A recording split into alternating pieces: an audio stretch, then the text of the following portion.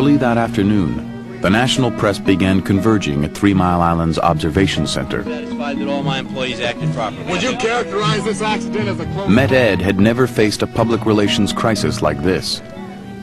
Unprepared for the media onslaught, they chose Jack Herbine, an engineer with no prior press experience, as their spokesman. The question was, why didn't we notify the people? The incident occurred this morning around 4 o'clock. The safety systems functioned as they should have. In the first press conference, they were playing down the importance of what had happened in the plant.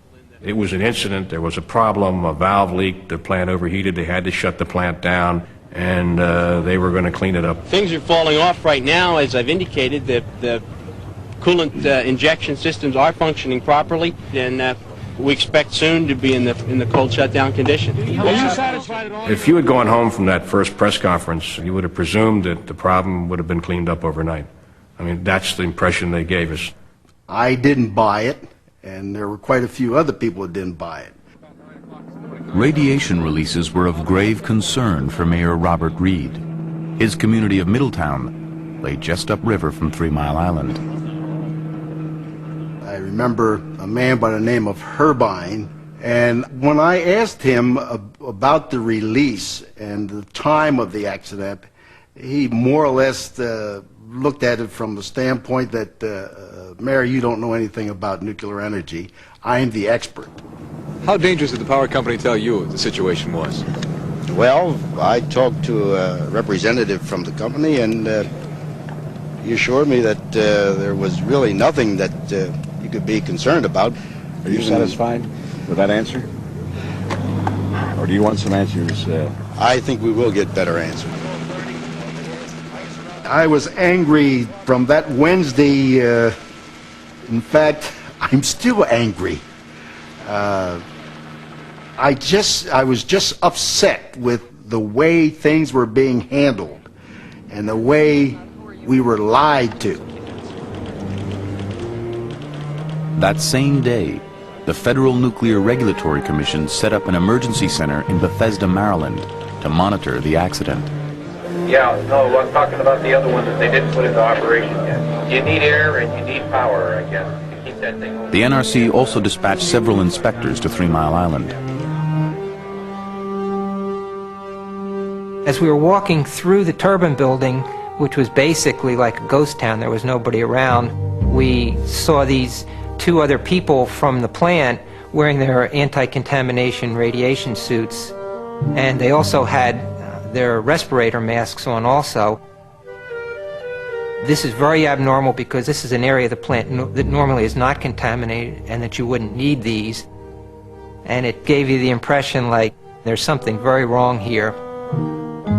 As the NRC inspectors entered the control room, they were shocked by what they saw.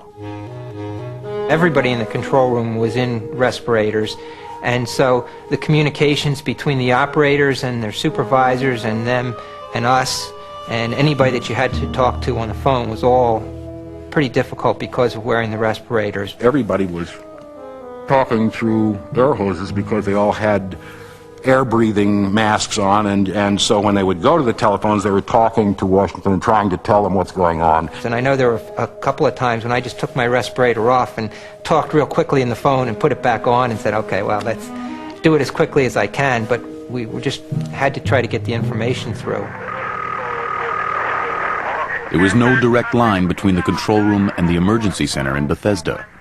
Only 2 regular telephone lines that were continually tied up. This is an emergency operator, national emergency. Oh, sir, I have no circuits, I can't dial the number. Can you preempt somebody? Just a minute. Anyone calling into the control room heard only busy signals. Is there no way to get through? For 5 hours, Babcock and Wilcox, the designers of the reactor, tried to reach the operators from their headquarters in Virginia. The designers of the plant down in Lynchburg could not get through under any circumstances, and they had to relay all the information through a regional NRC office in King of Prussia, Pennsylvania, to the Unit 1, which is north of the accident, and then a runner would run over to Unit 2 and read the gauge and run back and report this. So the people down here are getting fourth-hand information, which is largely incorrect and certainly incomplete, and they're passing back advice which doesn't make it all the way. Finally, Wednesday evening, an urgent message from Babcock and Wilcox got through to the control room. Get water moving through the core. As soon as the operators restarted the pumps, temperature and pressure in the reactor dropped and stabilized. 16 hours after it had begun, it appeared the accident was over. It was the first step in a nuclear nightmare. As far as we know at this hour, no worse than that. On national television, viewers were assured the situation was under control. It's probably the worst nuclear reactor accident to date. There was no apparent serious contamination of workers. But a nuclear In Washington, President Jimmy Carter was watching events closely. A trained nuclear engineer, he knew what could happen if there was damage to the core.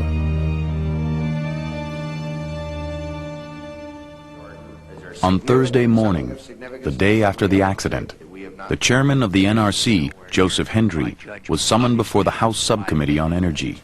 You responded to a question asking how close the water came to the top of the rods with this statement: I don't know how close the water was to the top of the rods. If you don't know, then how can you say whether or not we were close to a core meltdown?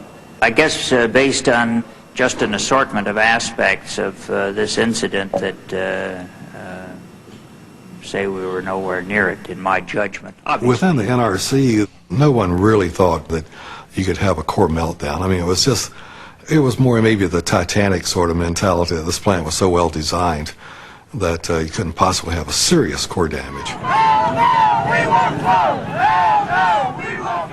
The accident occurred at a time when a growing number of Americans questioned the safety of nuclear power. There was a perception that the Nuclear Regulatory Commission was in bed with plant operators, not just this plant, but all plant operators. The Nuclear Regulatory Commission wasn't a regulatory commission, it was a promotional. It should have been called the Nuclear Promotional Agency. The economic turmoil of the 1970s had transformed the nuclear industry. Oil shortages had raised prices from $3 a barrel in 1972 to $30 a barrel by 1979. Enticed by the prospect of cheap energy, utility companies ordered scores of nuclear power plants. We had no control over the number of plants that came in the door. I mean, we were just like your driver's license bureau, and there are people lined up at your desk waiting for an eye exam and a driver's test. And we used to talk about inviting people in off the street to see if they didn't want to come work for the NRC, because we really had more work than we could handle. And we'd review a power plant maybe with 10 to 12 man-years of effort. And you got to remember, it takes thousands of man-years of effort to design a power plant, so we were putting in an extremely small audit. They scaled this thing up from the 100-megawatt demonstration plants, the sort of laboratory proof of concept nuclear power plants, to these 1,000-megawatt super plants like Zion and Dresden and 3 Mile Island, without anything in between. These monster plants were something that they did not understand clearly. The valve that failed at 3 Mile Island had malfunctioned 11 times before at other nuclear plants. But neither the designer of the reactor nor the NRC had taken corrective measures or issued a warning. Now, that warning, if it had gone out to all the rest of the similar nuclear power plants, the accident at 3 Mile Island would never have happened, and that plant would have remained an anonymous sandbar in the middle of the Susquehanna.